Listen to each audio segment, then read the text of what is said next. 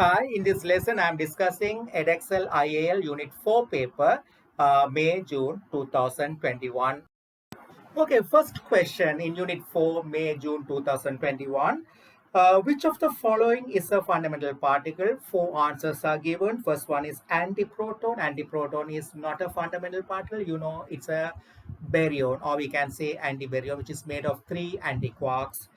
Second one, muon, is a lepton. It is a fundamental particle. All of you know that. But C, neutron, again, it is a baryon made of three quarks. And pion, the fourth answer, that is a meson, which is made of quark and antiquark. So fundamental particle is muon. Second answer, answer B. Second question, in the early 20th century, scattering experiments were carried out by directing high-speed alpha particles. You know, that is the Rutherford alpha particle scattering experiment. Which of the following could not be concluded from these experiments? You know, first one, most of the atom is empty space. We know that. Three observations and three conclusions, all the books, they say. First observation, most of the alpha particle went straight through the gold foil. So the conclusion for that, we say most of the atom is empty space. So first answer A is a valid conclusion of the Rutherford alpha particle experiment. Answer B says the nucleus of the atom is positively charged. Actually, Rutherford did not say whether nucleus is positive or negative. The reason, in this experiment, alpha particles were emitted from radium nucleus, which kept inside the lead case. So the alpha particles path we can't follow. We can't follow the path of the alpha particles, but alpha particles are detected after they pass through the gold foil by using zinc sulfide screen. So you can imagine like this. This is the nucleus and this is the zinc sulfide screen. So this is the nucleus and this is the zinc sulfide screen. So alpha particles, if they are coming like this, and if the nucleus is positively charged, you know, alpha particle is also positively charged. So the positive charge, the nucleus will repel the alpha particle. So the alpha particles will deflect and form scintillation on the zinc sulfide screen in these positions. We can't see the path, but we can see the scintillation on the zinc sulfide screen at this position if the nucleus is positively charged. Now we'll see what will happen if the nucleus is negatively charged. In case if the nucleus is negatively charged, for the same experiment, if the alpha particles are moving this way, alpha particles are positively charged, they will be attracted towards the nucleus. So the alpha particle will turn like this and form scintillation at this position. So here also, the scintillation will be formed at these 2 points on the zinc sulfide screen. So we can't see the path of the alpha particles. So we won't be able to see the path of the alpha particles. We will see only the scintillations on the zinc sulfide screen. So if the nucleus is positive, we will see the scintillation at this position. If the nucleus is negative also, we will see the scintillations at these positions. So by seeing the scintillation at this position, the glow on the screen, we won't be able to conclude whether the nucleus is positively or negatively charged. So none of the books says that the nucleus is positive or negative in the Rutherford alpha particle scattering experiment. So that is not the valid conclusion of the Rutherford alpha particle scattering experiment. So question number 2, the correct answer is B. Okay, question number 3. Neutrinos can interact with protons to create neutrons. Which of the following equations show this process? So 4 different equations are given. You know, during all nuclear and particle interactions, certain factors must be conserved. Their total mass energy must be conserved. Momentum must be conserved. Charge must be conserved. Lepton number, baryon number, strangeness also should be conserved, but if it is a strong interaction, strangeness must be conserved. Weak interaction, strangeness not necessary to conserve. Okay, so here we are going to check in which of these 4 given particle interactions all factors are conserved, but they ask you to find which is the valid. So we can check if we identify in each and every one, if there something is not conserved, one of the factor not conserved, it's an invalid reaction. That's easy to find out. Rather than checking all factors to conserve, we can find out which factor is not conserved in all these reactions. So those reactions are invalid reactions. So if you think about the first one, first we think about the charge. You can quickly check it without writing. You know, neutrino is a neutral particle, proton is +1,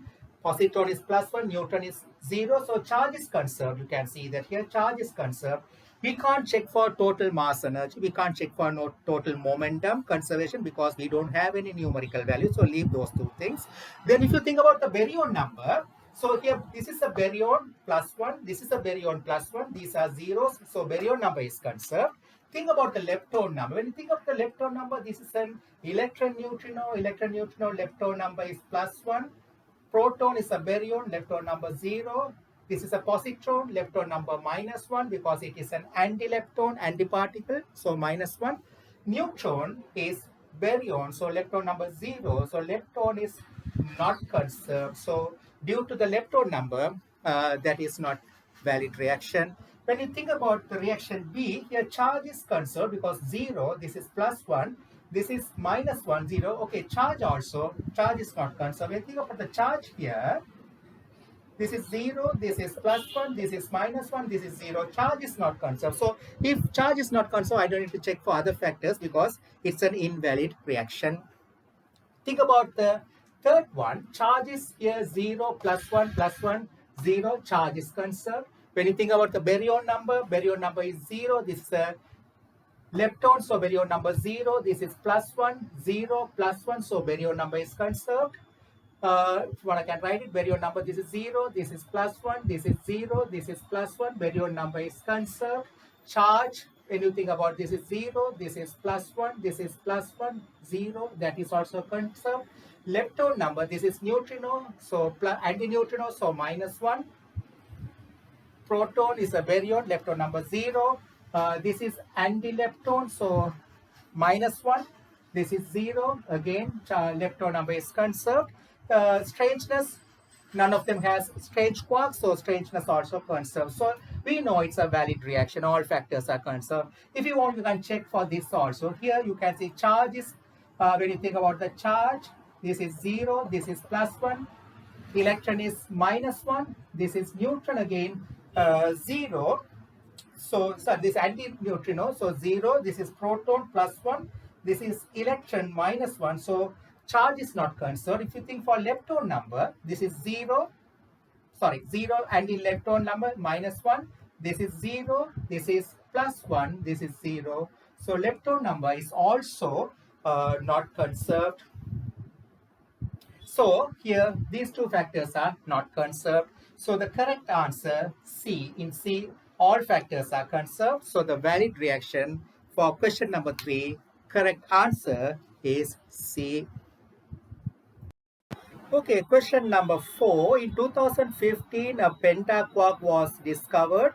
The pentaquark was made of 5 quarks, C, C bar, D, U, U. So those are the 5 quarks in pentaquark. The pentaquark can form a baryon-meson combination. Which row of the table shows a possible arrangement of the quarks? Okay, simply these 4 answers are given. You know, baryon means it should consist of 3 quarks. Meson means it should consist of a quark and an antiquark. So you can see 3 quarks under baryon here, and none of them are consist of 3 quarks. So you can see the same thing which consists of quark and antiquark. So the correct answer is A for question number 4. Question number 4, correct answer is A. Okay, question number 5. This diagram is given. So their electrons are emitted from the cathode and they are accelerated from cathode to anode, and they are passing through the crystal. When they pass through the crystal, you know, due to de Broglie wavelength of the electrons, they are diffracting. The angle of diffraction is given as theta. Okay, the question is, a beam of electrons is directed at a sample of crystalline material.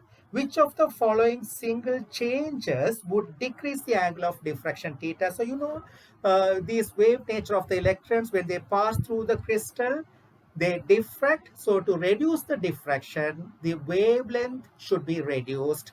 So to reduce the wavelength, you know lambda equal h over p, the de Broglie wavelength. So to have smaller wavelength, increase the momentum. So when the momentum is increased, how can we increase the momentum? So momentum we can increase by using kinetic energy equation. You know the electrons are accelerated from cathode to anode, they gain kinetic energy. So we should have higher kinetic energy when the electrons reaches the anode. So when they have kinetic energy higher means how they gain the kinetic energy by using work done by the electric potential. So gaining kinetic energy equal work done by the electric potential W equal QV, that is given by QV. So by increasing the potential of the cathode, we can increase the kinetic energy of the electron. When the kinetic energy of the electron is increased, momentum will increase. When the momentum increases, wavelength will decrease. When the wavelength decreases, the diffraction angle of diffraction will decrease. So the correct answer for question number 5 is B. Okay, so question number 6. A coil of wire is connected to a resistor as shown. So this is the coil connected to a resistor as shown. And the magnetic flux density of the field through the coil is increased steadily from 0 to a maximum value. So they are increasing it from 0 to a maximum value. Which of the following single changes would result in a smaller current in the resistor? So you know that the induced EMF is given by EMF equal rate of change of flux linkage del phi by del t, but we know phi equal BAN. So that means change in flux BAN divided by time taken. So A and N are remaining constant. So AN into change in magnetic field strength over time taken. So they are increasing the magnetic field strength from 0 to a particular value, maybe B1. We don't know, but they are increasing from 0 to B1 during a time t. And there is induced EMF. So because of induced EMF, there will be current. For that, we know that induced EMF is equal to current into R. So I is equal to induced EMF over R. If you want to reduce the current, you have to reduce the induced EMF. So to reduce the induced EMF, what should we do? The first answer, increasing the area of the coil in the magnetic field. So if we increase the area of the coil, the cross-sectional area of the coil, induced EMF will increase, current will increase, but we want to reduce the current. So answer A is not suitable. Answer B, increasing the maximum flux density. So that means maximum flux density means the final flux is going to be larger, right? So say maybe from 0 to 2 or 0 to 5. 0 to 5 will give larger change in flux. So that also will increase the induced EMF and induced current will increase. So answer B also not the correct one. Answer C, increasing the number of turns on the coil. When you increase the number of turns, induced EMF will increase. So that also not the correct answer. So increasing the time taken to reach the maximum. So you are having a particular final maximum initial 0, but if you increase the time taken for that change to occur, when you increase the denominator, you know the value of induced EMF will decrease. So when the EMF decreases, induced current will decrease. So the correct answer for question number 6 is okay. So question number 7. This diagram is given. This is a collision. It's an elastic collision. They are saying a sphere traveling at a speed v collides elastically with an identical sphere which is at rest. After collision, both spheres move off at an angle theta with the same speed. So I put the speed v1, v1. This speed is given v. This is at rest. Okay, which is the speed of the spheres after collision? So it's an elastic collision, so we can use total kinetic energy is conserved. So initial kinetic energy only for this one, half mv squared. Mass is not given, but I put it as m. This kinetic energy is 0. You know kinetic energy is a scalar quantity, so we don't need to resolve. So kinetic energy of this one after collision, half mv1 squared plus half m v1 squared. So solve it. All the half will get cancelled. All them will get cancelled. V squared equal 2v1 squared. So v1 will be equal to v squared over 2 square root of it. That is v over square root of 2 is the v1. So correct answer B. Question number 7. Correct answer B. Okay, so question number 8. The diagram shows two metal plates with potential difference V across them. The path of an electron traveling between the plates is shown. So electron, it will deflect through towards the positive plate. So this is the path of the electron, right?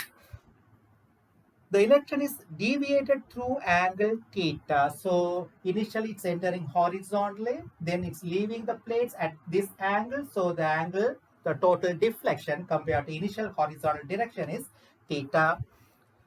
Which row of the table shows changes that will cause theta to decrease? Okay, so now four answers are given related to the potential difference across the parallel plate. That is in terms of V. This is 0 means potential difference V minus 0 is V. So that's the potential difference. And distance between the plates. In terms of distance between the plates, I can see the distance between the plates D. Okay, you want to reduce the angle theta. That means I want to reduce the deflection. That means I should reduce the deflection, the amount it changes its direction. So it bent towards up because of the upward electrostatic force. We know that upward direction Fe equal QE E equal V over D, and that is going to be MA. So upward acceleration will make the particle to deflect more in upward direction. When the acceleration increases, the vertical acceleration increases, the vertical displacement will increase during a given time, is it? So if I want to reduce the angle of theta, I should reduce the upward acceleration. To reduce the upward acceleration, I should reduce the V. The potential difference across the plates must be reduced, or I should increase the distance between the parallel plates. When I do that, one of it or both, reduce the V, acceleration will decrease, the vertical acceleration will decrease. When the vertical acceleration decreases, vertical displacement will decrease. Vertical displacement decreases means the angle theta will decrease. Then if I increase the D also, A will decrease, theta will decrease. So the correct answer, C, half the V. That means V should be reduced to half. Yeah, you don't need to reduce to half. Anyway, if you reduce, that is enough. So half, make the V half. The distance between the plates double. Yes, that will cause A to decrease. So correct answer, C. Okay, question number 9. A proton traveling at speed v enters a magnetic field of magnetic flux density 5 Tesla as shown. So electric proton is traveling this way. This is the magnetic field which is perpendicular to the direction of the motion of the magnetic field. A force of 2.0 10 to the power minus 11 Newton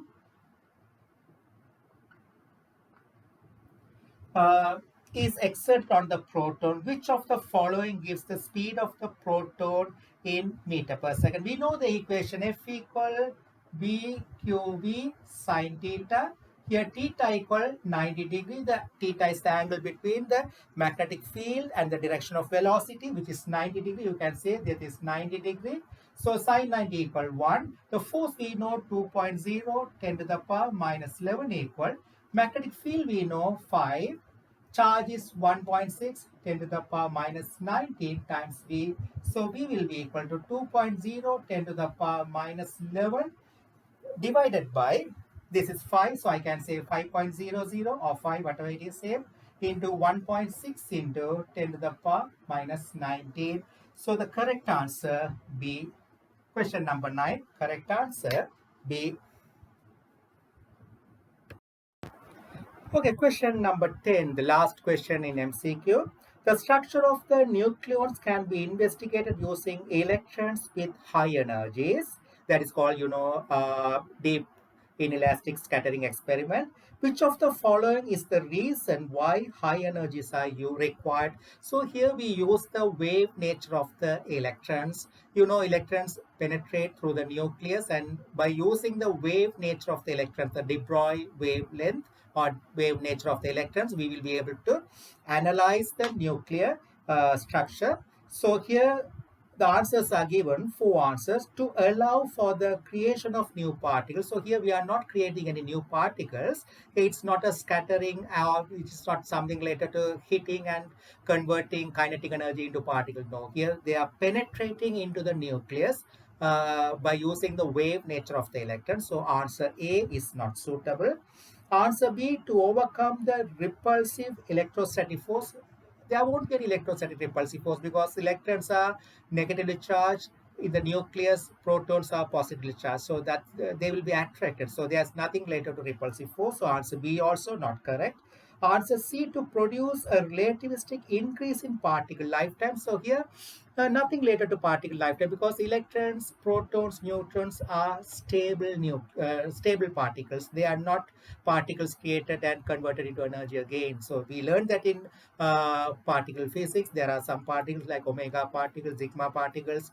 They can be created by using energy, but they won't stay for a longer time. That is, they are very unstable particles. But protons, neutrons, electrons are stable particles. So answer C is not correct. So A, B, C are not correct means certainly answer D. To produce short de Broglie wavelength. Why we want short de Broglie wavelength means, wavelength must be almost equal to the size of the nucleus to have good penetration. Wave nature means if the wavelength becomes almost equal to size of the obstacle or inside the nucleus between the arrangement of protons and neutrons, there will be gaps. So if the wavelength is same as that size, then we will have significant diffraction. So if there is significant diffraction, we will be able to get a good outcome of it. So when we are using wave nature of the particles, the de Broglie wavelength associated with the particles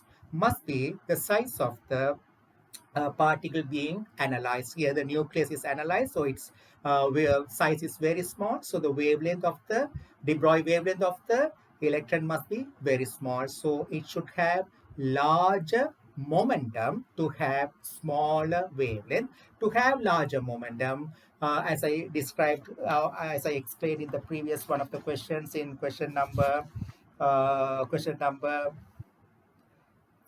same thing, like to have larger momentum, the kinetic energy should be larger. Okay, so that's the reason they are accelerated to high energy, right? So the correct answer D for question number 10. Okay, question number 11, section B. It's about in 1821, Michael Faraday made what is believed to be the first electric motor, and diagram is given, but nothing related to that diagram. Question is different from that diagram. We don't need to worry about that diagram if you don't understand the diagram clearly. The stiff wire was suspended freely from the stand, and the mercury completed an electrical circuit which included the wire. Whatever it is they are saying, we don't need it. A part, a wire made, this is about circular motion, wire made 10 complete revolutions around the magnet in a time of 8.3 seconds. Calculate the angular velocity of the wire. So this is nothing started with motor, but the question is related to circular motion. So question number 11, A part, we need to find the angular velocity, and 8.3 seconds to complete 10 revolutions. If we can find the time period, that is 8.3 divided by 10, so that is going to 0.83 seconds. Omega equal 2 pi over t, angular speed. So 2 pi over t is 0.83. The answer will be 7.57 radian per second. Question number 11, A part. Question number 11, B part. Again, there's a diagram given. Okay, question number 11, B part. When the current in the wire is 1.1 ampere. So this is the current 1.1 ampere in the wire. So it makes an angle of 10 degree to the vertical. The length of the wire in the horizontal magnetic field is 3.5 centimeters. So that means there is magnetic field in horizontal direction. The length of the wire inside the magnetic field, that means this length is given. This length is given. That is 3.5 centimeter. This angle with the vertical line 10 means this is 90, this is 80. So this angle will be 80 degree. So the angle between the direction of the magnetic field and the direction of the current is 80 degree. So determine the force on the wire. We know the equation F equal VIL sine theta given in the data sheet. So theta is the angle between the direction of the current and the direction of the magnetic field. So that is 80 degree. This is 10 degree. So this is 10, this is 90 means this is 80, opposite angle, this must be 80 degree. Substitute, B is given 0.053. The current is given 1.1 and length inside the magnetic field 3.5 into 10 to the power minus 2, convert the centimeter to meter, sine 80. Solve it, you will get the answer. That will be 2.01, 10 to the power minus 3 Newton. Question number 12 in 1931. Question number 12 in 1931. Sloan and Lawrence built a linear accelerator with several drift tubes. They used the linear to accelerate mercury ions up to energies of 1.26 mega electron volt. The behavior of the particles was non-relativistic. That means, relativistic means the speed is comparable to speed of light. So non-relativistic means not comparable, much lower. Speed of light is 3 into 10 to the power 8 meter per second. A part, the kinetic energy of non-relativistic particle of mass m with momentum p is given by kinetic energy equal p squared over 2m. Derive this formula. So you would have done all the books, they show that equation, kinetic energy equal p squared over 2m. We can derive that this way, half mv squared, that is the kinetic energy. At the same time, we know that momentum is given by P equal mv. So we can eliminate, in this one, we can eliminate the speed. So from this, I can say V is equal to P over m. Substitute this in this equation. So kinetic energy equal half mv squared. That is half m into, instead of v squared, P over m holding squared. That is half m times p squared over m squared, m squared, m squared, m. So 1m will get cancelled. That will be p squared over 2m. So that's the derivation. All the books have this derivation. Okay, so question number 12b part, it's an interesting calculation. So about drift tubes. So an electron is, a mercury ion is leaving this drift tube and accelerated from this drift tube to this drift tube. When it passes through the gap between the drift tube, there is uniform electric field applied in the region between the two drift tubes. We learned that in linear accelerators. So these are the given quantities. Initial kinetic energy, that means when it is leaving the first drift tube, the kinetic energy is given. The distance between the two drift tubes is given 5.50 10 to the power minus 3 meter. The electric field strength in the region between the drift tubes is given 7.64 10 to the power 6 volt per meter. Charge of the mercury atom is given. Mass of the mercury atom is given. The question is, what will be the kinetic energy when it enters into the second drift tube? Okay, so this we can do it in two different methods, but not big difference. I'll do the both methods, but both are same, but only the way we approach is slightly different. Okay, I can say first method, like a method 1,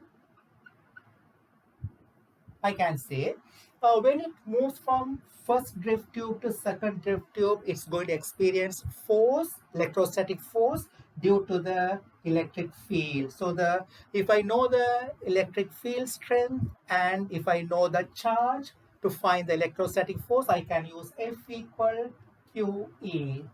So the force acting on the mercury atom, mercury ion, I can find by using this equation. That is 1.60 10 to the power minus 19 into the electric field strength 7.64 into 10 to the power 6. So the force acting on it will be 1.22 10 to the power minus 12.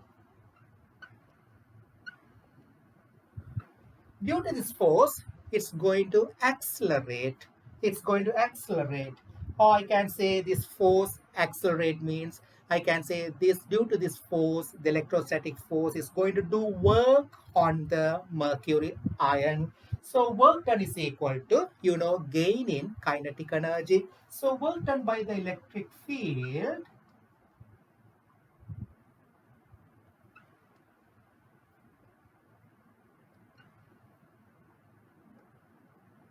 equal gain in kinetic energy.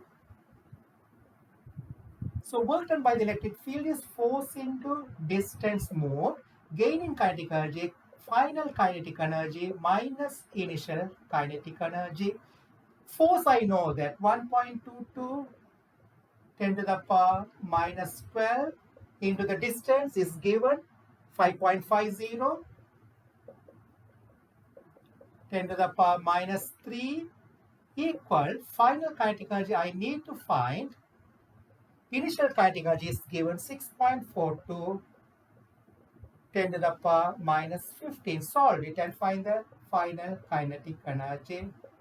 That will be, we will find that is 1.31 10 to the power minus 14 joules. Okay, so question is, calculate the momentum of the mercury. Okay, kinetic energy. The question is find the momentum of the mercury is the question paper. The question, we need to find the final kinetic energy, but the question is find the final momentum of the mercury ion when it enters into the second drift tube. So I know the final kinetic energy 1.31 10 to the power minus 14 joules. So I can find the momentum by using kinetic energy equal P squared over 2m. So I can find kinetic energy 5.31 10 to the power minus 14 equal P squared over 2 times mass of the mercury is given 3.32 10 to the power minus 25. Okay, from this, find the final momentum. So the final momentum will be equal to 9.34 10 to the power minus 20 kilogram meter per second.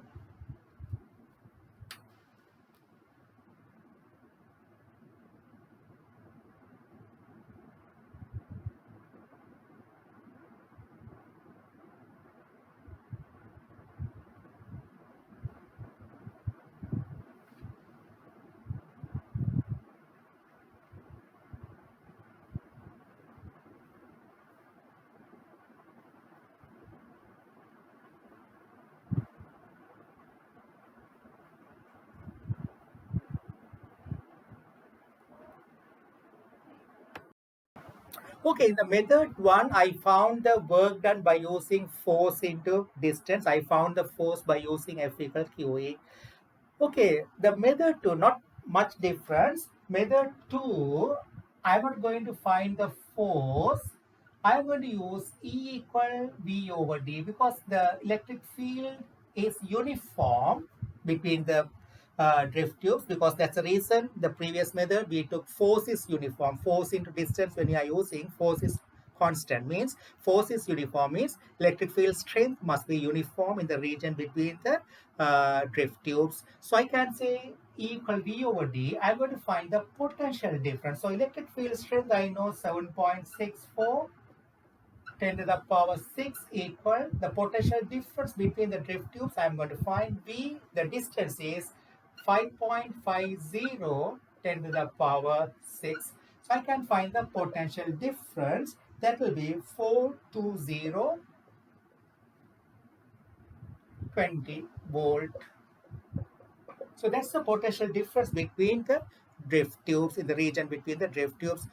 Now I can say gain in kinetic energy work done by the electric potential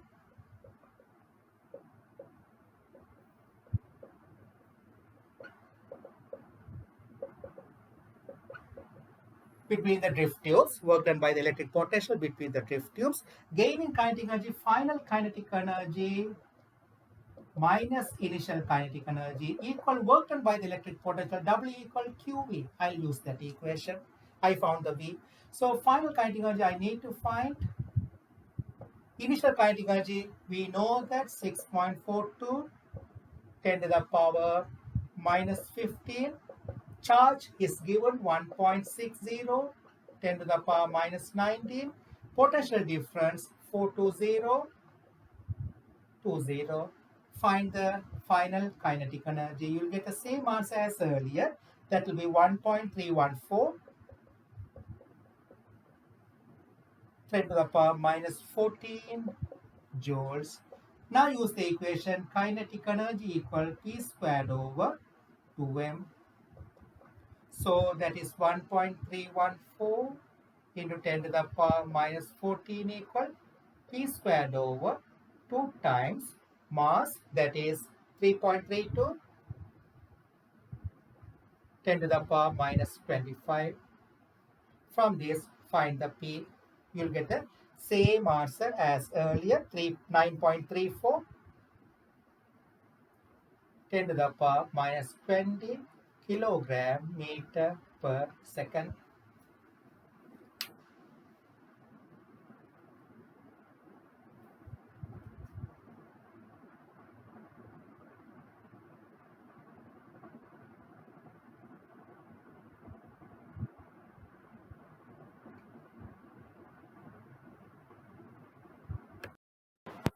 Okay, so question number 13, this diagram is given. So it says a toy car. The photograph shows a track for a toy car. The car moves down the track towards a circular loop.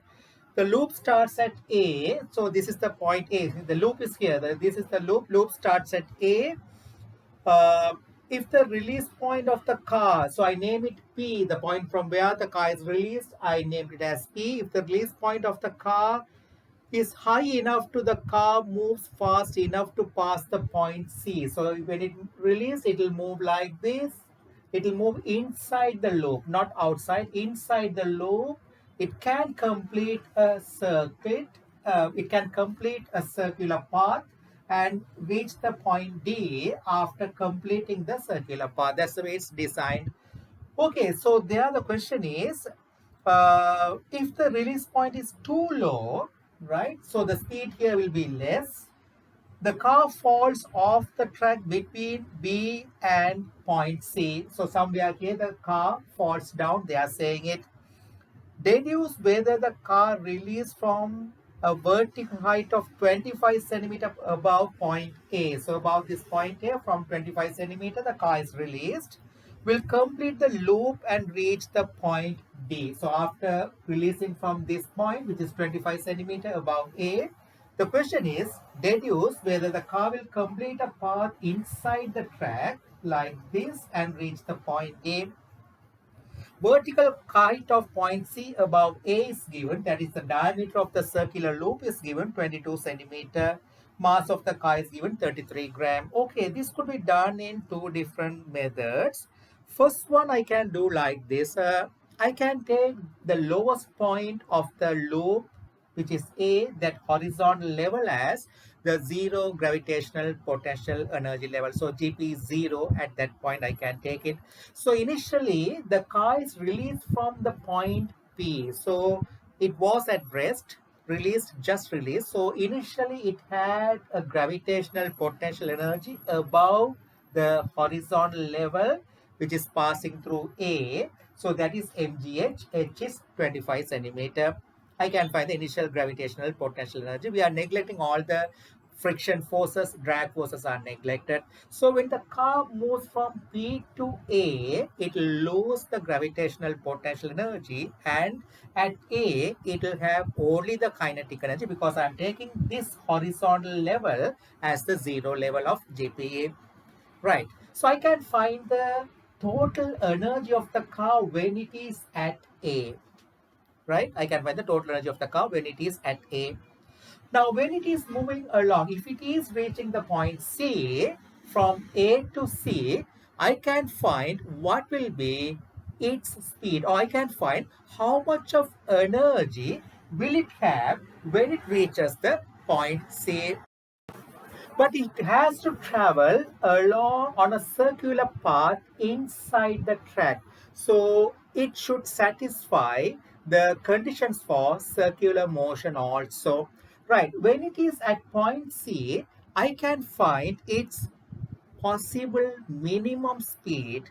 If it is reaching at point C, what should be its minimum speed at C? I can find by using the conditions for circular motion. Okay, I can find the final speed. So rather than telling everything together, I'll start. I can say like this. I can find the total energy at A, that will be same as loss in GP for the motion from A, P to A. So I can say consider the motion from P to A. If I consider the motion from P to A, I can say loss in GPE equal gain in kinetic energy. So that will be the kinetic energy at A. So I can say loss in GP, mgh. So the mass 0.033 into 9.81 into the height is 25 centimeters, 0.25 equal half times the mass 0.033. I can say it as kinetic energy. Yes, I don't need to find the speed. So I can say that is the kinetic energy at A. Okay, find the kinetic energy at A, at point A. So you will get that kinetic energy will be equal to,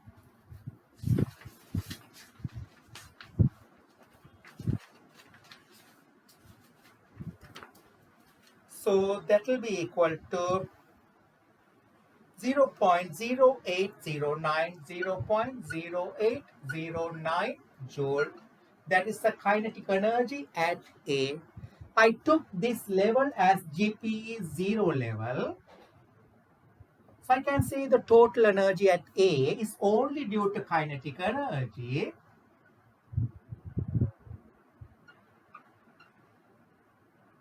Only due to kinetic energy plus GP, but GP is 0. So that is going to be the same thing, 0.0809 joule.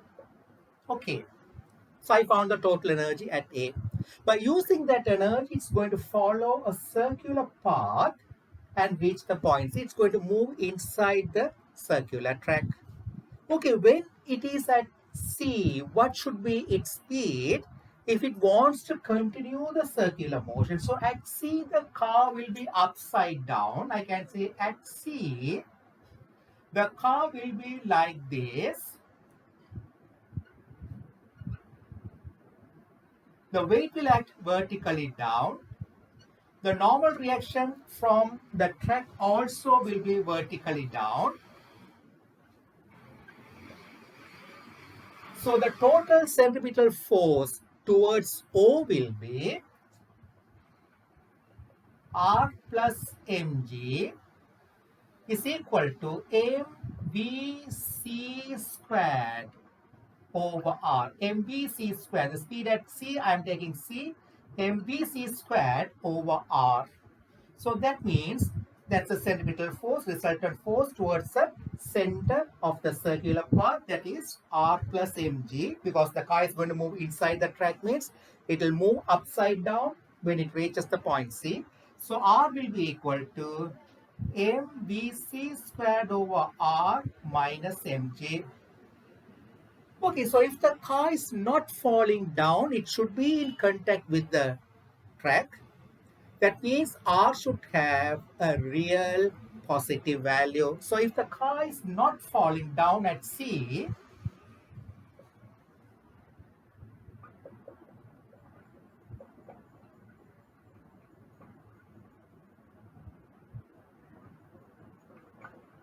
then R must be greater than 0. It should have a real positive value. That means I can find the minimum value of speed. So that means mv squared, mvc squared over R minus mg should be greater than 0. So m and m will get, I can take this to the right. M and m will get cancelled. So VC should be greater than square root of GR. So I can find the minimum speed at C. C minimum. What should be the minimum speed at C? I can find it. That will be square root of 9.81 into the radius 0.11.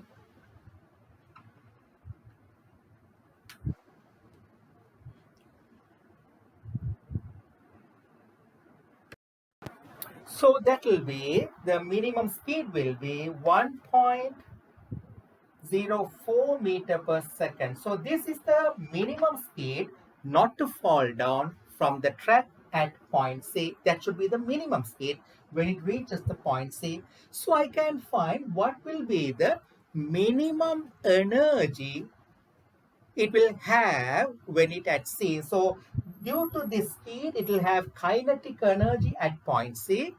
And I took this as a GPE 0 level. So it's going to be at a height of 22 centimeters above A, means at C, it will have both kinetic energy due to this minimum speed and gravitational potential energy due to the height. Okay, so I can say minimum energy at C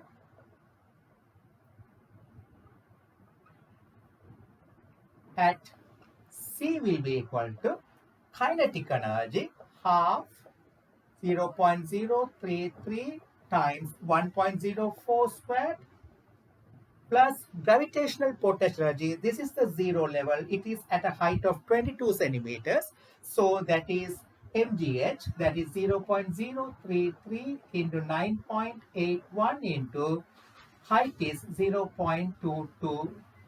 So the minimum energy at C, minimum total energy at C will be, I am finding the total energy at C will be equal to 0.089.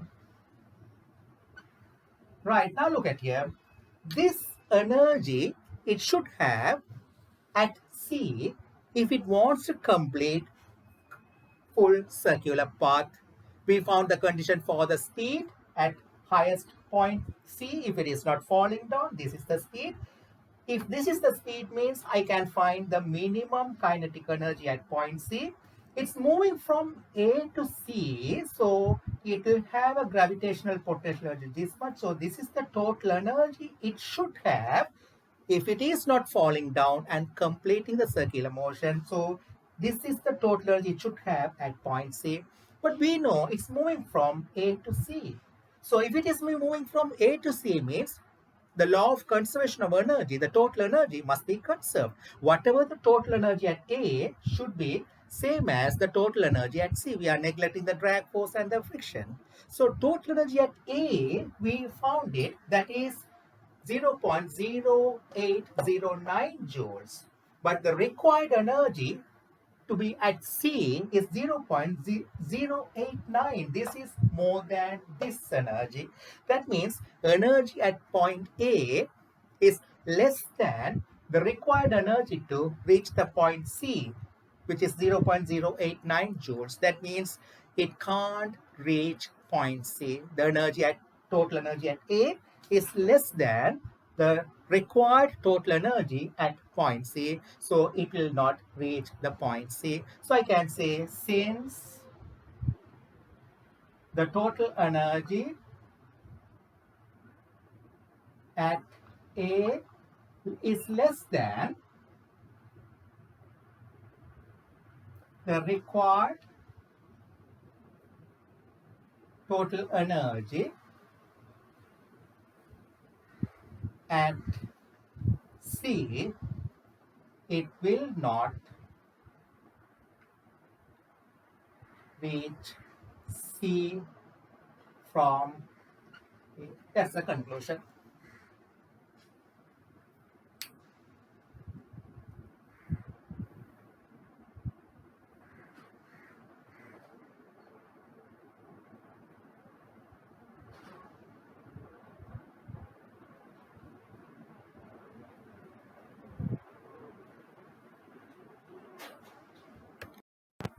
Okay, so we can answer in another way also, the second method, almost same but slightly different.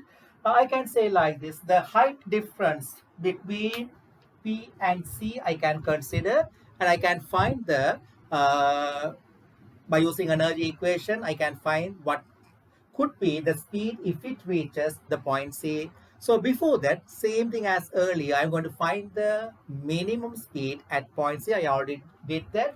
So I can say method 2, this one. Now I'm telling if it reaches the point C, what should be the minimum speed if it wants to continue a circular path without falling down. So I can say at C, I can say the diagram I can consider like this. The total force acting is mg plus r.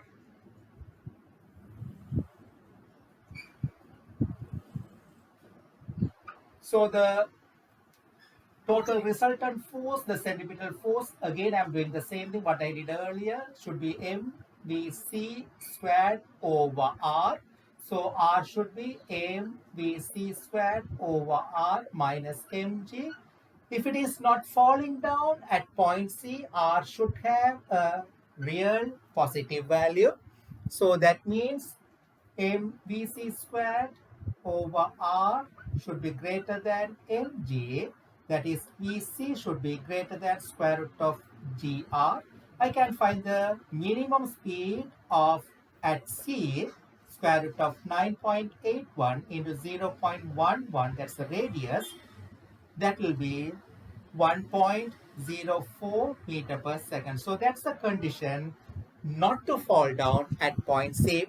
If it is not falling down at point C, it should be in contact with the track. If it is in contact with the track, there should be a real positive value for R, and R should be vertically downwards. Now I can consider the motion initially here, finally here. Whatever the path it takes, I can use the law of conservation of energy. So when I consider the motion from A to C, if it is following this path and reaching the point C, I can use the law of conservation of energy if I consider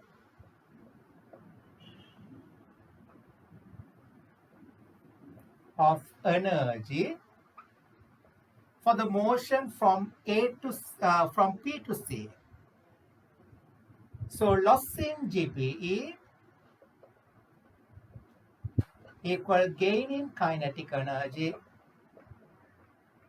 Loss in GP, mgh. What's the difference between the height difference between P and C? This is 25. This is 22. So that will be 3 centimeters. So mgh is 25 minus 22 10 to the power minus 2 equal half mvc squared minus 0. Initially, its kinetic energy equal to 0. So the mass will get cancelled. Here we don't need the mass. It will get cancelled. So 9.81 into 3 into 10 to the power minus 2 is equal to half Vc squared. So find the Vc. If it is reaching point C, the Vc you will get 0.767 meter per second, which is less than the required speed 1.04 meter per second. This is the required speed not to fall down to complete the circular path. This is based on conservation of energy. When I consider the motion from P to C, it will have only this amount of speed according to the law of conservation of energy. So the possible speed due to law of conservation of energy is not enough to have a complete motion. This is the speed required. So the speed is less than this. This is going to be the actual speed due to the law of conservation of energy if it reaches the point C. But that is not enough to have complete circular motion. That means it will not reach point C. It will fall down before reaching point C. That way also we can explain.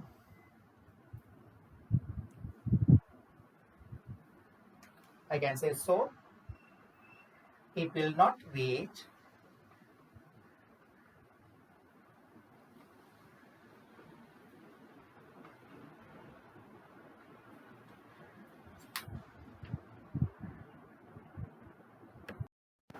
Okay, question 14. This diagram is given. A copper tube is hung from a force meter, something like a Newton meter.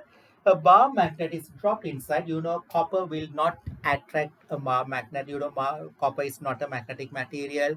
So when the bar magnet is dropped, the reading of the force meter is increasing. The question is why it increases. A student carried out an investigation of Lenz's law. A copper tube was suspended from a force meter.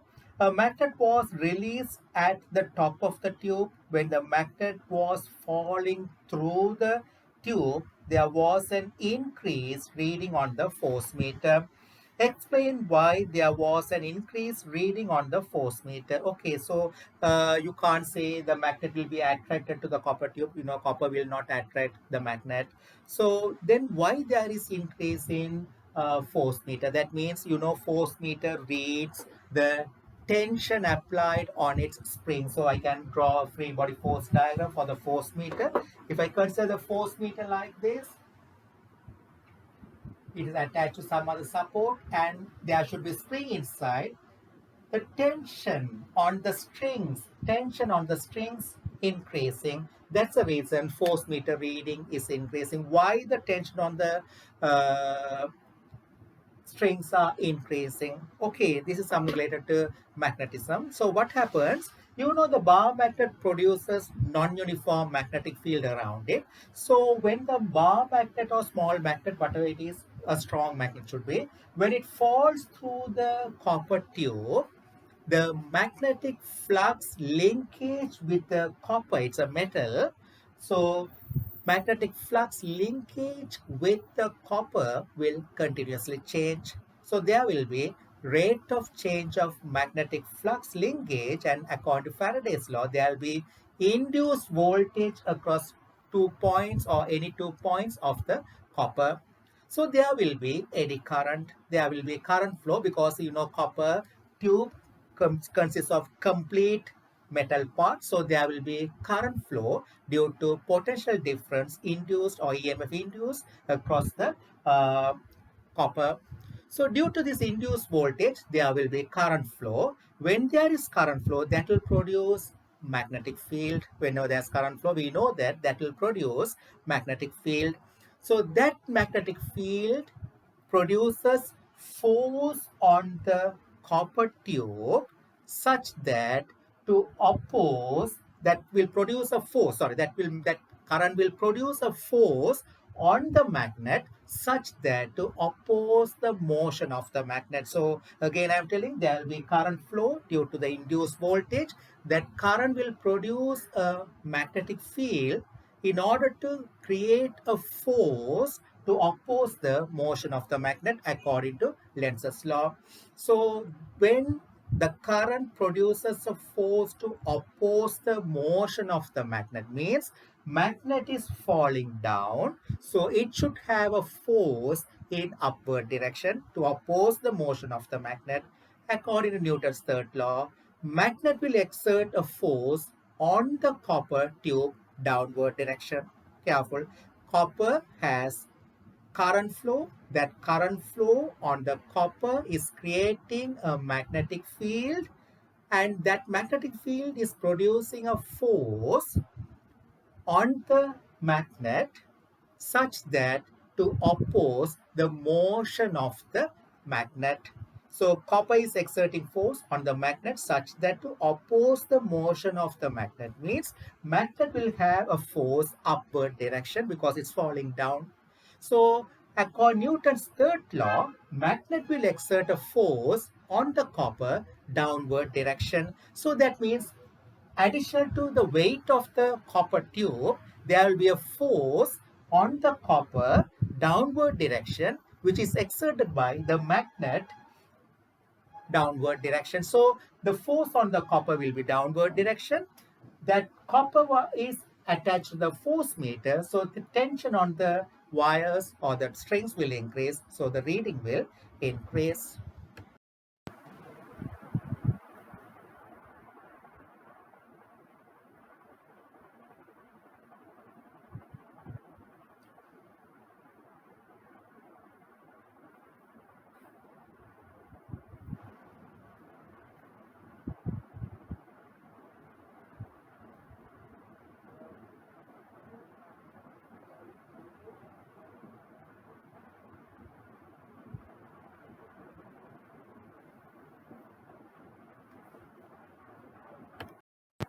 Okay, question number 15 related to momentum.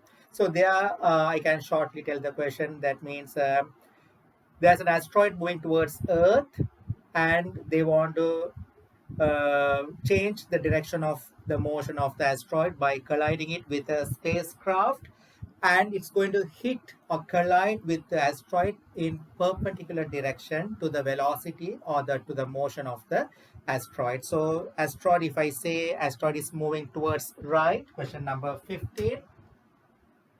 If I say the asteroid is moving this direction,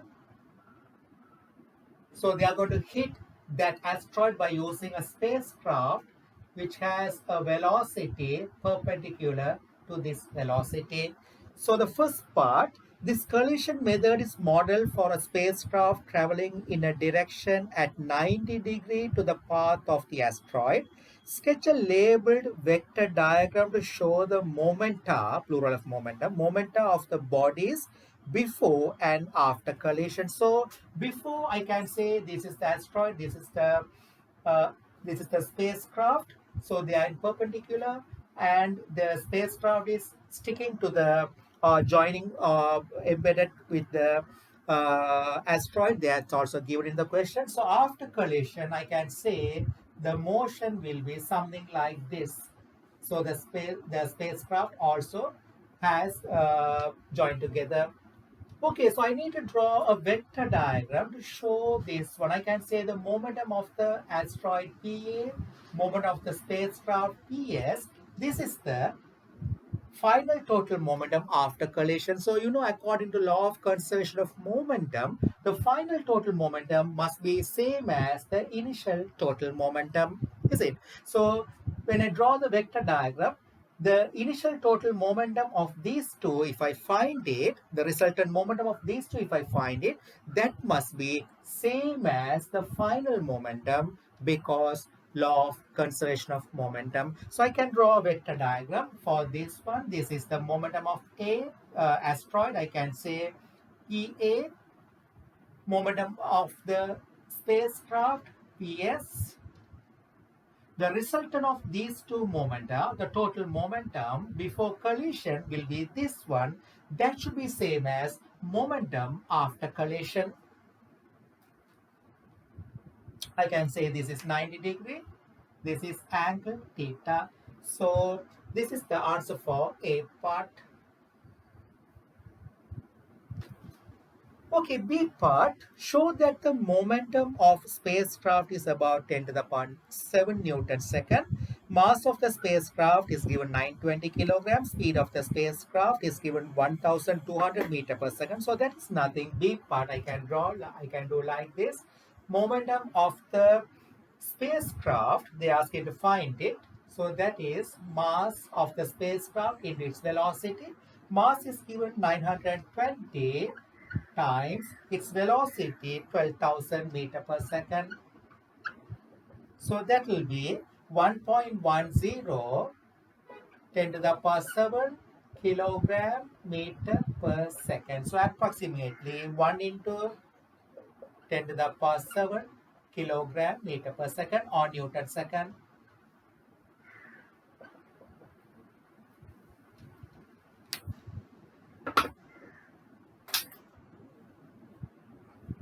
Okay, C part. Show that this collision method causes the asteroid to change its direction through an angle of about 10 to the power minus 7 radian.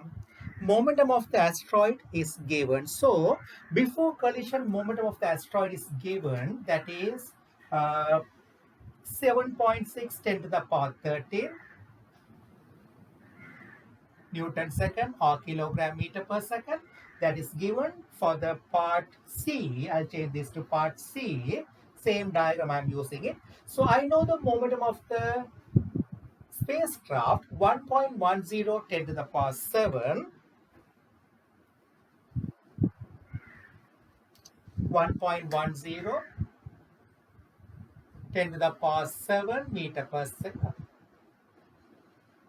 kilogram meter per second or Newton second, both same. Okay, So the question is, after collision, I need to find the change in direction of the asteroid. So with the asteroid, spacecraft are also joined together. So if I find the initial total momentum, that should be the final total momentum of the asteroid after collision. So if I say this is theta after collision, because law of conservation of momentum. So I need to find this theta because asteroid was moving this direction. Initially, I took it horizontally for simplicity. So when it is moving initially horizontally, after collision, this is the direction of momentum, means this is the change in angle due to collision. So I need to find this theta, means this theta. I can say tan theta equal opposite 1.10 10 to the power 7 divided by 7.6 10 to the power 13. Find the theta, you will get 8.3 10 to the power minus 6 degree. Okay, so degree I put it here. 8.3 10 to the power minus 6 degree. Now I need to convert it into radians. So I know that 180 degree gives pi radians. So 8.3 8.3 into 10 to the power minus 6 degree. How many radians if I find it? That will be the answer. So you can see pi over 180. So theta equal pi over 180 into 8.3 10 to the power minus 6. You will get 1.4 10 to the power minus 7 radians. That's the answer for C part. So approximately 10 to the power minus 7 radians.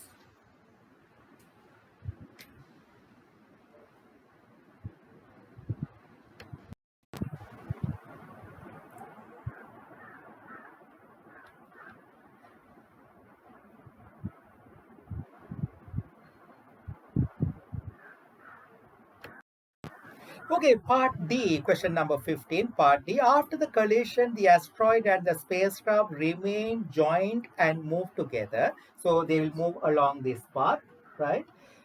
Calculate the component of their velocity at 90 degree to the original path of the asteroid after collision.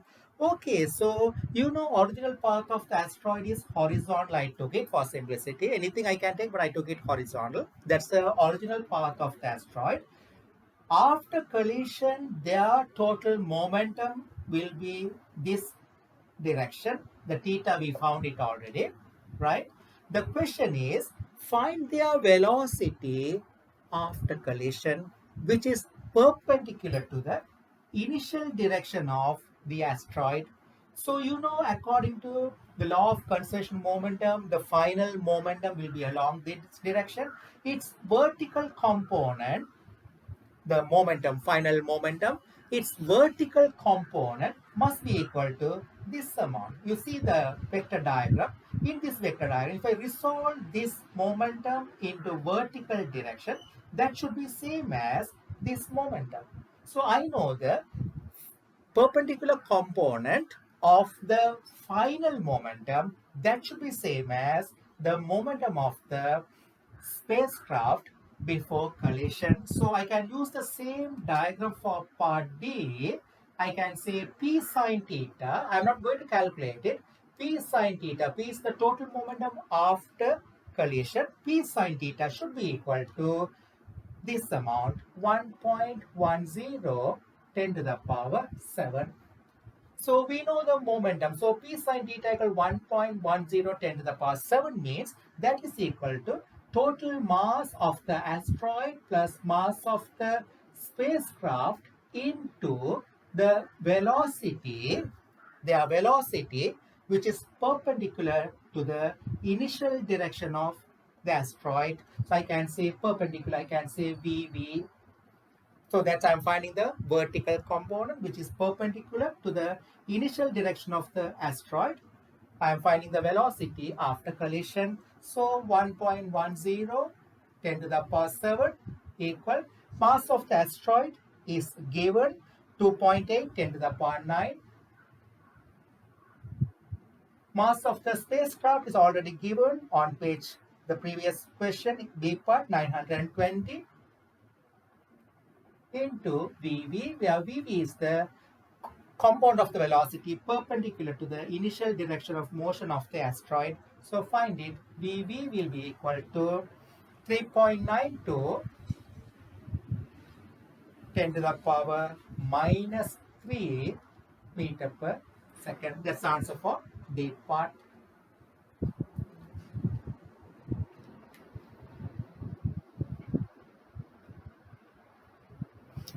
Okay, part E, the last part of question 15. Another method would involve attaching a rocket motor to the asteroid and using the motor to apply a force to the asteroid. So they are, rather than collision, they are going to connect a motor and apply a force continuously. In this method, the force is applied at perpendicular 90 degree to the path of the asteroid. So we are going to apply a force rather than collision. We are going to exert a force perpendicular to the velocity of the asteroid. Deduce whether this would produce a change in momentum as greater as the change produced by the collision method. Force exerted by rocket given 5.1 10 to the power 6 Newton. Time for which the motor applies force is 6 minutes. That also given. Okay, so here we know that the change in momentum means the change in momentum of the asteroid in perpendicular to the direction of motion of it. Say, for example, if I say the asteroid is moving this direction and you want to change its direction, and we are going to find the change in momentum of the asteroid perpendicular to its direction of initial direction of velocity. Okay, so I know that finally at the collision, they move together along this direction. So final momentum of the asteroid, which is perpendicular to the initial direction of its velocity, is this much.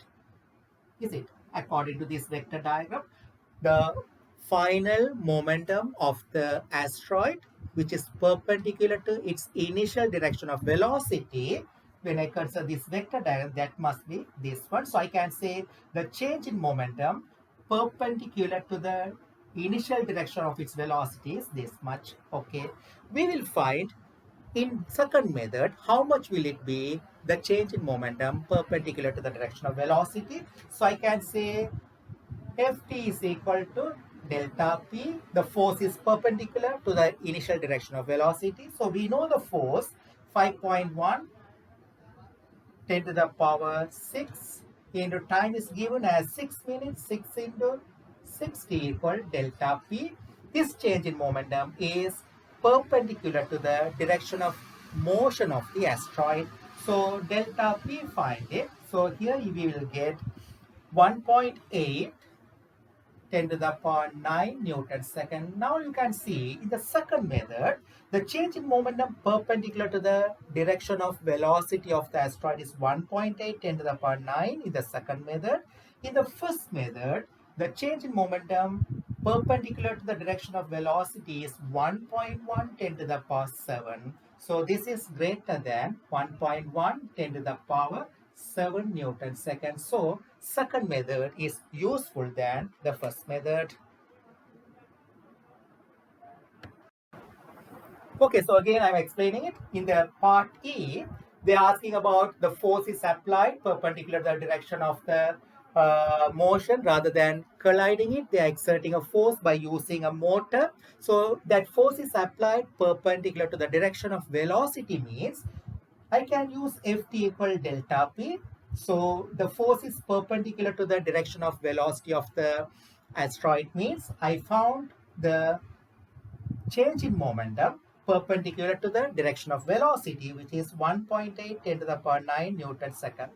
In the first method, the change in momentum, which is perpendicular to the initial direction of velocity, this is the final direction of velocity, its perpendicular component is this much. So The first method, the change in momentum perpendicular to the direction of velocity, initial direction of velocity is 1.1 10 to the power 7. So second method, change in momentum is 1.8 10 to the power 9. First method, change in momentum perpendicular to the direction of velocity is 1.1 10 to the power 7. So second method is useful than the first method. Okay, so question number 16. X and Y are 2 points 8 centimeter apart. At X, 2.5 10 to the power minus 7 coulomb charge is kept, a point charge. At Y, minus 2.5 10 to the power minus 7 coulomb charge is kept. The question is, calculate the magnitude of the electric field strength midway between X and Y. So I took that point E. So we need to find the direction of the resultant electric field strength at point B. You know how to find it. Imagine if I keep a positive test charge, the direction of the force acting on the positive test charge is the direction of the electric field at that point. You know electric field strength is a vector quantity. If I keep a positive test charge, this is positive. If I keep a positive test charge, like charges repel each other. So the electric field strength due to this one will be towards right. I can call it E1. Now at the same time, if I keep a positive test charge, this is negative, that will attract it. So E2 also towards right. So both are towards right. So the resultant electric field strength will be E1 plus E2 because it's a vector quantity, E1 plus E2 towards right. And we know the equation for electric field strength, E equal KQ over R squared. So electric field strength at the midpoint, I can call EP equal, K is 8.99, 10 to the power 9. Q is 2.5, 10 to the power minus 7 over R squared. X to P is 4 centimeter, 0.04 squared plus that also 8.99, 10 to the power 9, 2.5, 10 to the power minus 7. Same thing, I would have multiplied by 2, but I'll do it for your understanding separately. Over 0.04 squared. So the resultant electric field strength will be 2.81 10 to the power 6 Newton per Coulomb.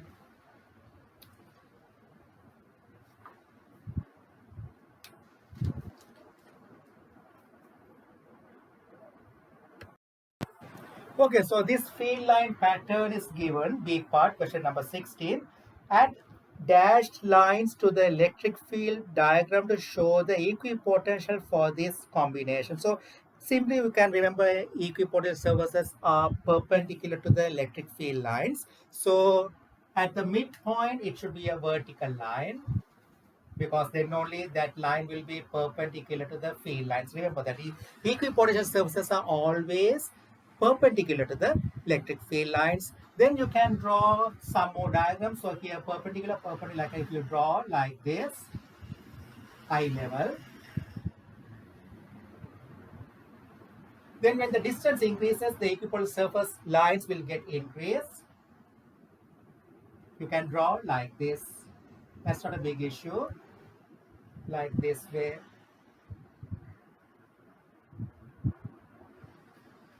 You can draw more lines here.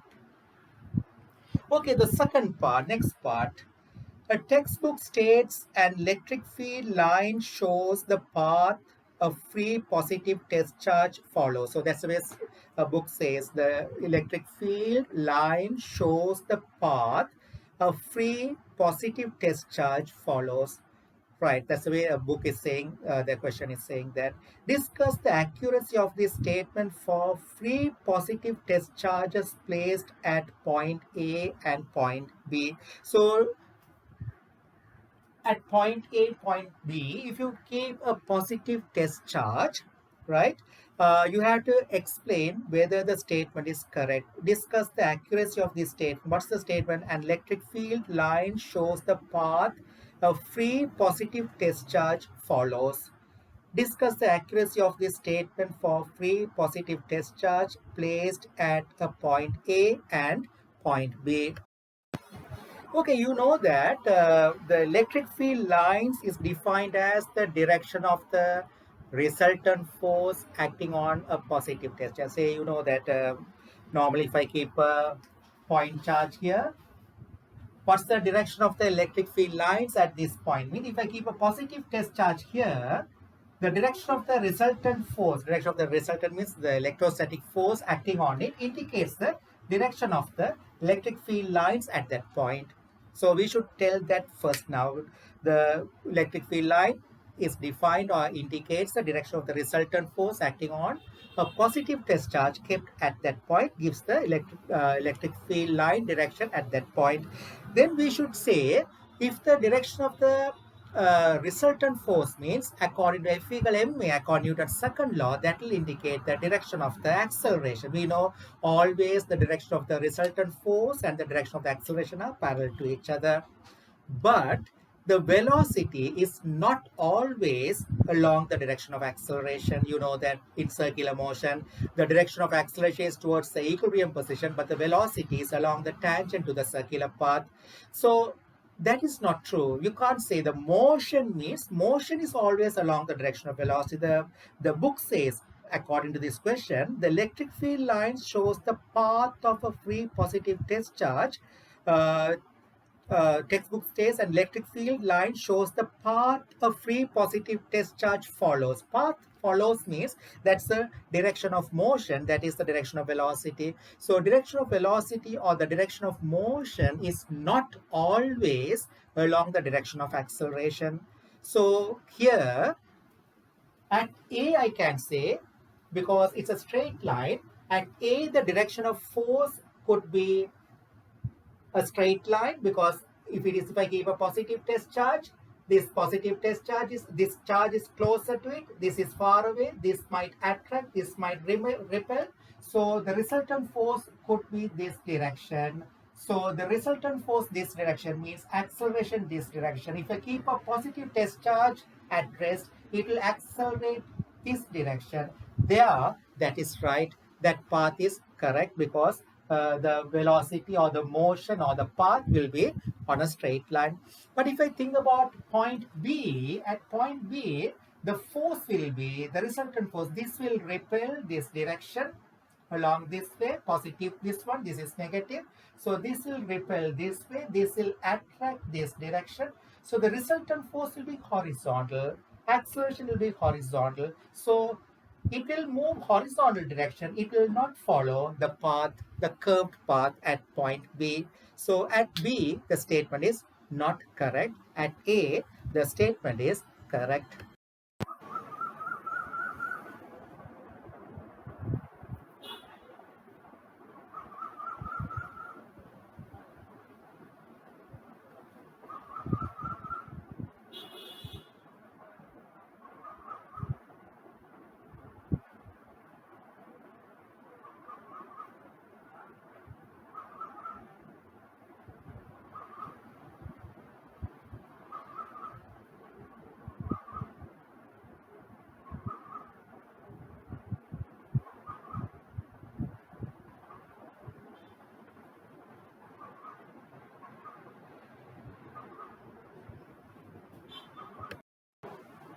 Okay, so this is the question number 16, part C.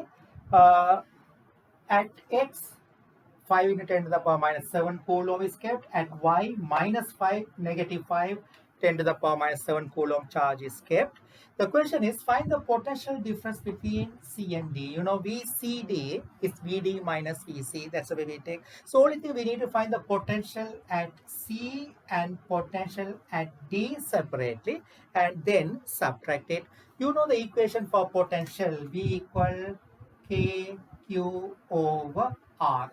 That's the equation for potential, V equal KQ over R. So we'll find the potential at C. Potential at C is due to the charge at X and charge at Y. So I can say first one, VC, potential at C is equal to due to the charge at X and due to the charge at Y. You know potential is a scalar quantity, just add it. If it is one is positive, other one is negative, find the difference, is it? It's a scalar quantity, no direction, nothing. So I can say VC is equal to K into 5 into 10 to the power minus 7, that is this charge, divided by the distance 0.025 plus k into negative, that is due to y, the charge is this charge, negative 5 into 10 to the power minus 7 over this distance from C to this one. So this is 8, this is 2.5, means 8 minus 2.5, that will be 5.5. So 0.055. Okay, so that is the potential at C.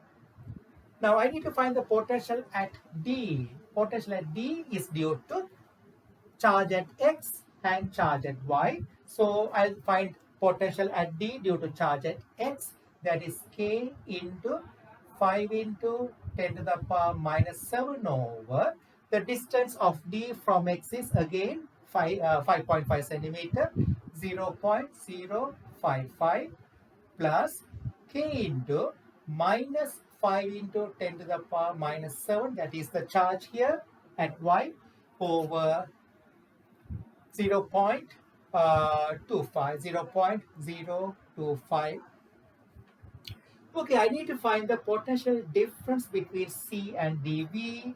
VCD equal VD minus VC. Right, so I need to subtract this minus this. Okay, so we can do that easily. So just we can solve it. If you want, you can solve this first. Solve this, that's easy. You'll solve it separately, then subtract it. Okay, so you can do like this separately. You can find this answer, separately find this answer. VCD equal VD minus VC. VD, that is negative potential, minus VC, you'll get the final answer. That is the potential difference between C and D. You need to find the potential at C by using the charge at X and charge at Y. Same way, potential at D is due to charge at X and charge at Y.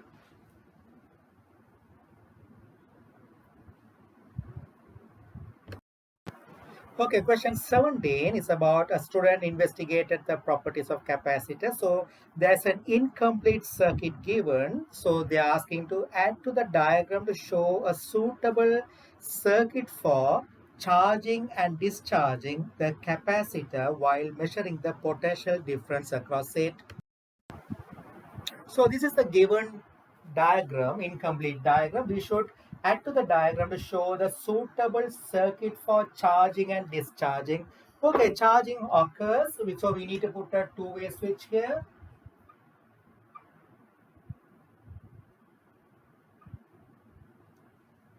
Connect a DC power supply.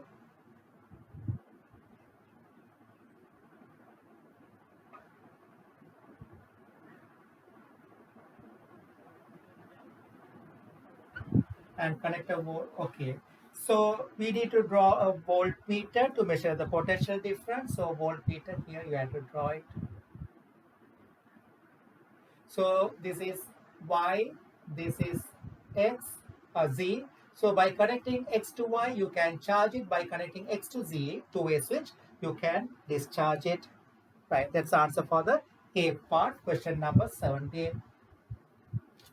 Okay, B part, they have given a graph, sketch on the same axis, a graph to show how the potential difference across the resistor varies. So here you know that the graph is given for potential difference across the capacitor. When you are charging the capacitor, potential difference across the capacitor will increase, and the graph is given as shown below.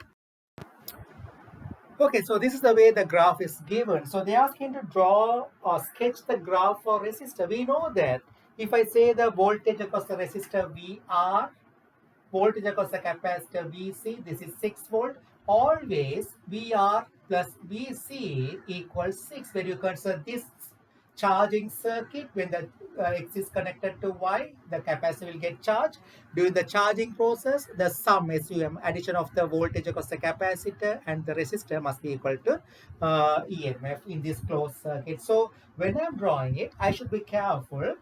the graph, when the voltage across the capacitor increases, voltage across the resistor will decrease. So at any point, if I add the voltage of the capacitor and the voltage across the resistor, it should be 6. So you should mark some points on the graph such that at any time, say for example, if you consider a time such that for example, there are no clear points, but at any time if you add the voltage across the capacitor and voltage across the resistor 6, so fine, for example, at this time, if the voltage is, for example, if the voltage is something like 4 for the capacitor, then at the same time, voltage across the resistor must be 2, like that, then 4 plus 2 will be equal to 6. So like that, you have to add all the points, and when you draw the graph, you will get, starting from here, you will get a graph something like this. It won't touch the x-axis. You will get a graph like this. At this point, both have the same voltage. That will be 3. So that's the answer for completing the circuit for the resistor. Sketching the graph for the resistor. So this is for the resistor. This is for the capacitor. So second part, show that the potential difference across the capacitor when it is charging is given by V equal V naught minus V naught e to the t over C. So we have to derive it. Second part, that is B part. The part, second part, they ask you to derive that V equal V naught e to the, V equal V naught minus V naught e to the power minus T over RC. So they ask you to derive this equation. So where V is the voltage across the capacitor during the charging process. And they are saying V naught is the EMF of the battery, and T is the time, R is the resistance of the resistor, and C is the capacitor. So we can say at any instant VR plus V, the voltage across the capacitor, I put it as V, is equal to V naught. V naught is the EMF. So here it's 6. So VR, voltage across the resistor, plus voltage across the capacitor is equal to V naught. Then we know that VR is equal to IR according to definition of the resistance. And we know that I is equal to the current flow through the resistor. I is equal to I naught e to the power minus T over RC. During the charge process also, current flow decreases exponentially. So I can say VR is equal to I into, VR is equal to R into I naught e to the power minus T over RC. That is going to be I naught R e to the power minus T over RC.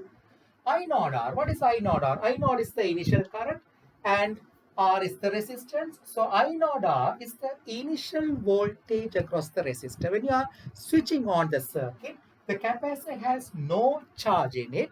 So voltage across the capacitor will be 0 initially. Careful. Initially, the voltage across the capacitor, at the moment you start the charging process, voltage across the capacitor will be equal to 0. So initial voltage across the resistor will be equal to EMF. That is I naught R. So V naught e to the power minus T over RC. That is the voltage across the resistor at any time. So substitute this one here. VR, instead of VR, I can say V naught e to the power minus T over RC plus V equal V naught. Make the V subject. V is equal to V naught minus V naught e to the power minus T over RC. I can state here initially V is equal to V naught, that is I naught R.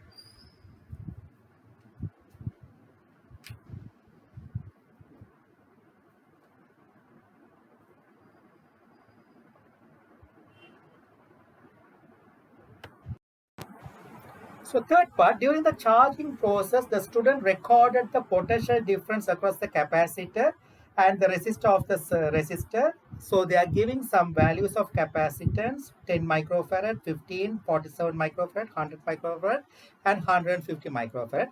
Deduce the value of the capacitance for the capacitor that was used. So they have already given the graph, and the resistance R on the circuit is 330 kilo ohms.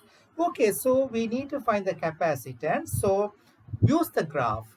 So at 5 seconds time, from the graph at 5 seconds, the voltage across the capacitor is 3.8 volt. So we'll use that one. That is a third part. Question number 17. Question number 17, B3.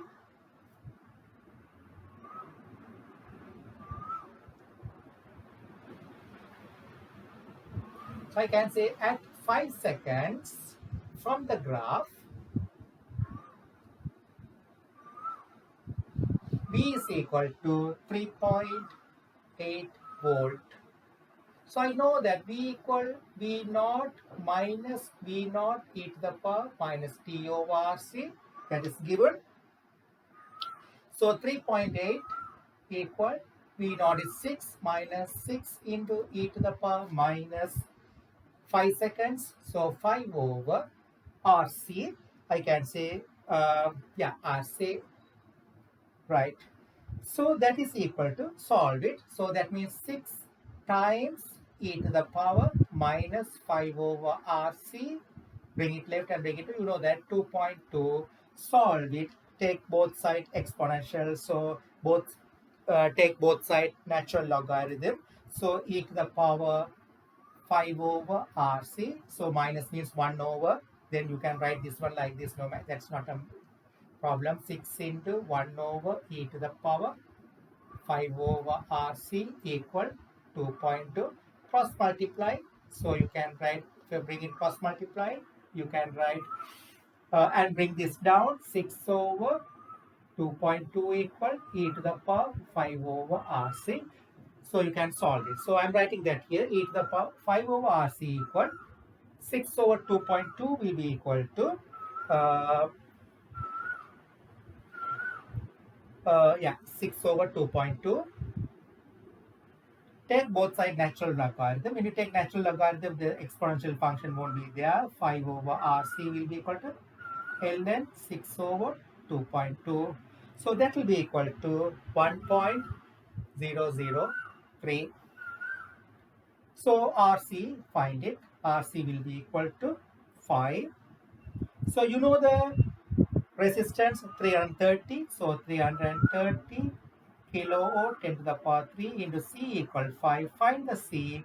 You will get 1.52 10 to the power minus 5 farad. Means you can give it in microfarad. That will be 15.2 microfarad. That is, I can write C equal 15.2 into 10 to the power minus 6 farad. Minus 6 is micro. So 15.2 microfarad. So the suitable resistor is 15 microfarad. So approximately 15 microfarad. So the answer should be 15 microfarad. That is the capacitance used. They gave a set of values of capacitance 10, 15, 47, 100, 150. So we calculated and found that is 15.2 means the most closest value is 15 microfarad. That should be the answer.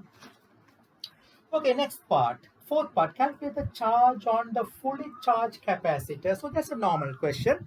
We can find the charge. Okay, so fourth part, question number 17.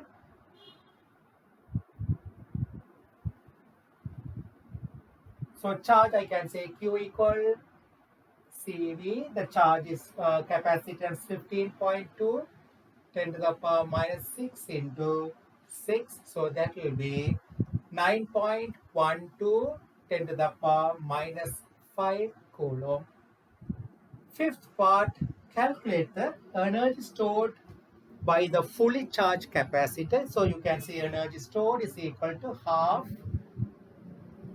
QV, half into the charge is, we know that 9.12 10 to the power minus 5 into the voltage 6. When it is fully charged, the voltage will be 6. So you will get 2.74 10 to the power minus 4 joules.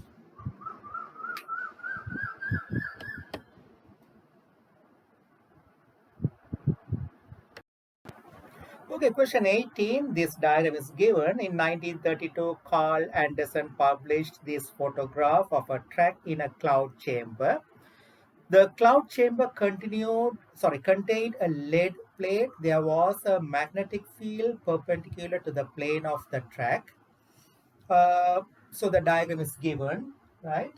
The photograph shows track of a positron from cosmic rays and is the first photograph recorded the existence of antiparticle. State the properties of A part. Question number 18, A part. State the properties of a positron that show it is antiparticle. You know the condition. What is antiparticle? Simply we say that a particle that has same mass and same magnitude of charge but is opposite sign. So when you consider a positron and electron, you can say positron, mass of the positron is same as mass of the electron. Then you can say magnitude of charge of positron is same as magnitude of charge of electron, but opposite side. You know, positron is positively charged, electron is negatively charged. So the answer for A part, mass of positron is same as mass of electron. Magnitude of charge of positron is same as magnitude of charge of electron, but opposite sign. That's the answer for A part. I am not writing it. B part, deduce the direction of the magnetic field. Okay, so to find the direction of the magnetic field, you know, this is actually they are saying uh, positron, you know that it's positively charged. So to find the direction of the magnetic field, okay, so we should find the direction of motion of the particle. So the positron, is it moving from bottom to top or top to bottom? It's moving from, you know, when a particle moves in a bubble chamber or in a medium, due to continuous collision, it will lose its kinetic energy. So when it loses its kinetic energy, what happens? The speed will decrease. So radius of the path in magnetic field is given by R equal mv over bq. So due to continuous collision, it will lose its kinetic energy. So the speed will decrease. When the speed decreases, radius will decrease in a medium for a charged particle when it moves in a medium under magnetic field. Okay, so here you can see in above the lead plate, the radius is smaller. Here it looks more straight line. So here the radius is smaller, means it is moving from bottom to top, because later the radius will become smaller. So this can't happen initially, then this is finally. No, this is happening initially. It's entering this way. When it moves further and further distance due to continuous collision with the medium, it will lose its kinetic energy, speed will decrease, radius will decrease. You can see the photograph. Here the radius of the path is smaller, here larger. Means it's moving from bottom to top. It's a positively charged particle. For a positively charged particle, the direction of the velocity and the direction of the current are the same. So when I consider just a point here, the direction of the current is this one. This is the direction of the current. The radius, the centripetal force, you know, when a charged particle moves in a magnetic field, there will be a force acting as a centripetal force. So for this curvature, the centripetal force should be somewhere here. So now I can use the Fleming's left-hand rule to find the direction of the magnetic field. I know the direction of the current. I know the direction of the force. I need to find the direction of the magnetic field. Use the Fleming's left-hand rule. The thumb indicates the direction of the force, so I point it along this direction. Second finger indicates the direction of the current. So index finger indicates the direction of the magnetic field. It's pointing into the into the board. So for you, it will be into the page. So the direction of the magnetic field is into the page. So deduce the direction of the magnetic field. So just 3 marks. You need to tell the directions with a small explanation.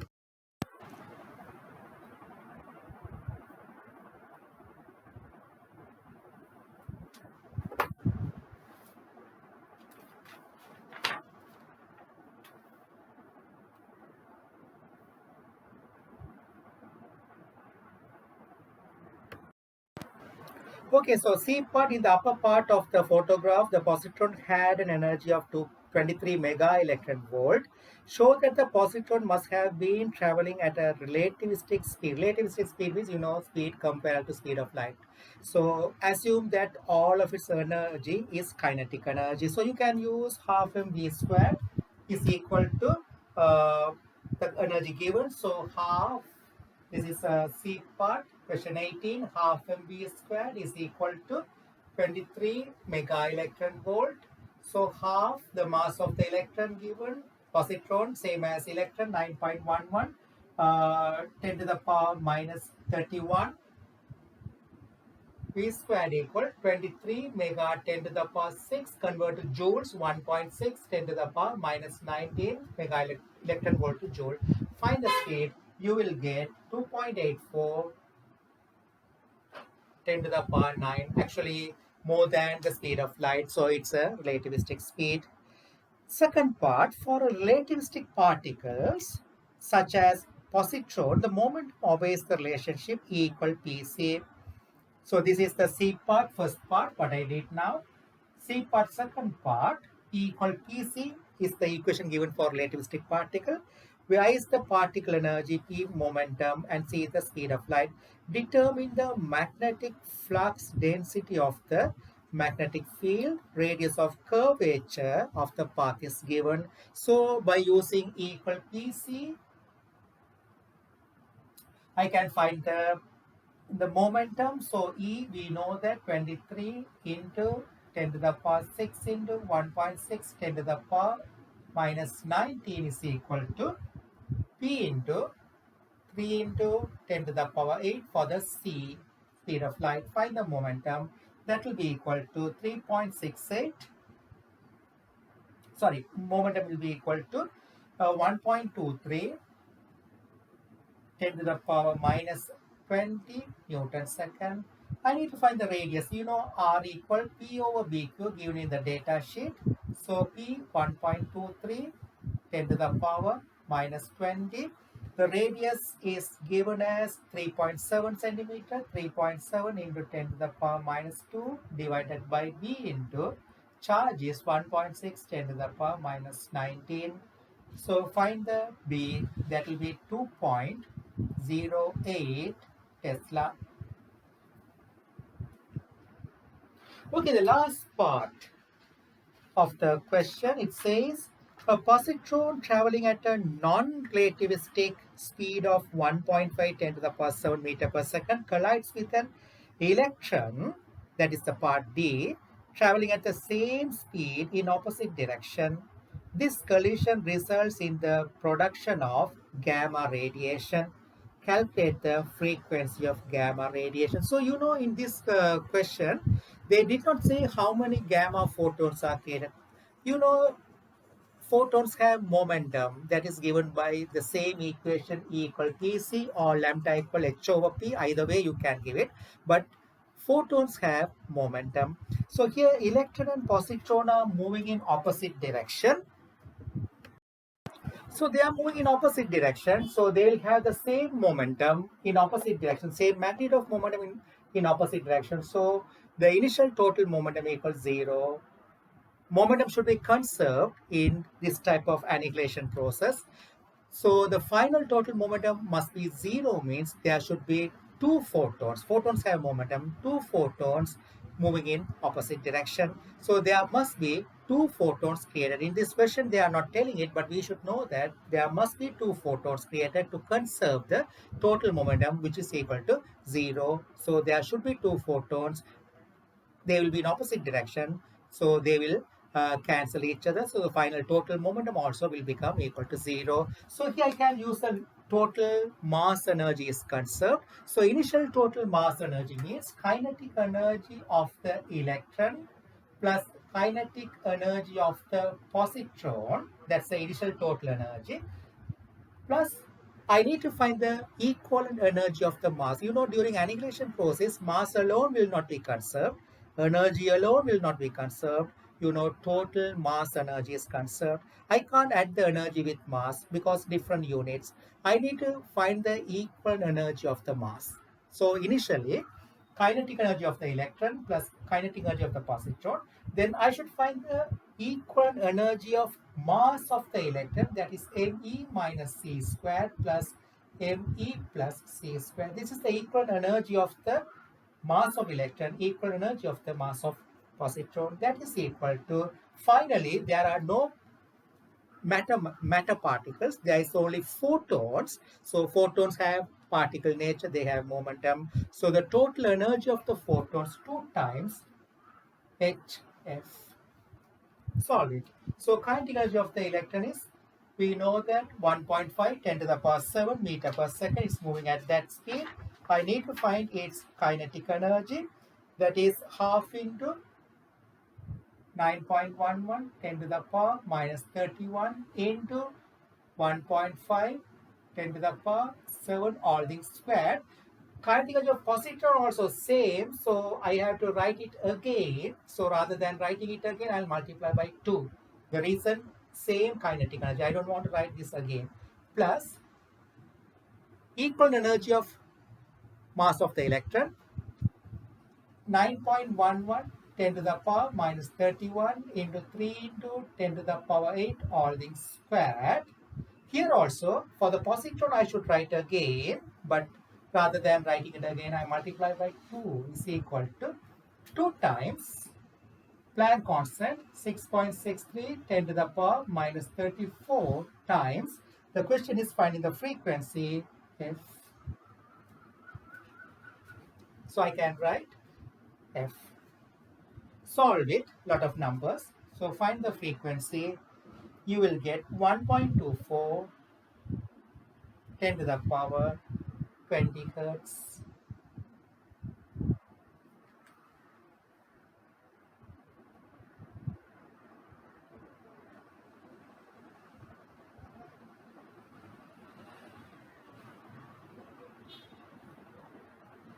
So yeah, that's the end of this unit 4, May, June 2021 IAL exam paper.